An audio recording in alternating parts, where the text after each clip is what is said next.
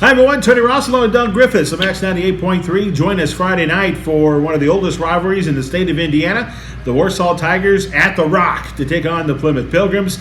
Both teams coming off wins in their last games, Duke. Yeah, and both teams getting healthy of late. It's been an up and down year for Joel Grindle in year number 2 at the helm at Plymouth, and it doesn't get any bigger than the Warsaw-Plymouth rivalry. And it's a Warsaw team, Tony, that comes in 12-8, and winners of 3 of their last 4. And you look at Plymouth's won 3 of 4. So.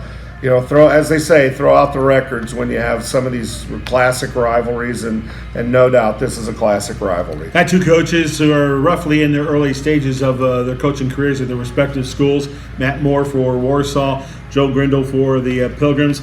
And, anytime these 2 teams play together, there's always going to be a physical element into this one.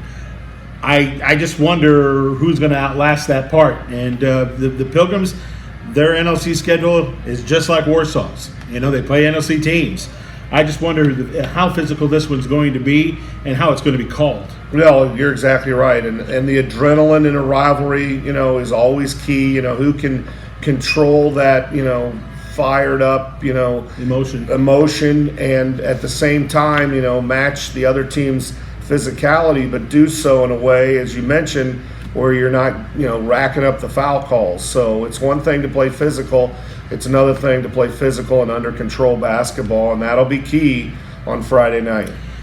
Well, what we do know is that Caden Ellery's been playing some really good basketball, just recently coming off his, second 20-point performance at 24 against Rochester on Tuesday night. Kid's finally looking like he's coming to his own, playing more comfortable within the system. Davis Ray's been Davis Ray.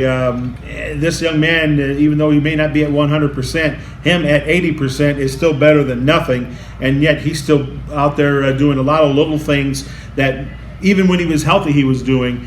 Right now it's kind of a scenario where this is a Plymouth team that's just on the verge of really getting some good momentum into the postseason, which is a couple of weeks away. Yeah, and this would be a huge feather in the cap for Grindle and company. Certainly Ray and those seniors would like nothing better than to beat their rivals. And we've already seen them. They started the season with a huge win over Glenn and avenged Glenn's recent dominance over Plymouth on the hardwood. And so no doubt this was at the beginning of the season one of this team's top goals. And you say, Ray is hobbled.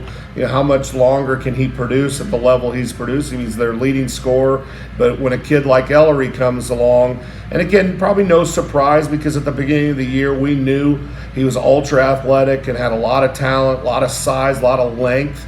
And maybe the surprise of Ellery is he's doing it at such a young age in his high school career, being only a sophomore. And Easton Strange starting to put up some numbers too, which is huge for the success of the Plymouth Pilgrims going into this matchup against Warsaw. I don't know, it's been 1,300 days or something like that, or even longer than that, since Plymouth beat Warsaw. So it's been a long time, and the Tigers have had the Pilgrims' number. Joe Grindle feels things could change going into Friday night's contest. We'll see. You can catch it on Max 98.3 starting at 7:10 with a pregame show.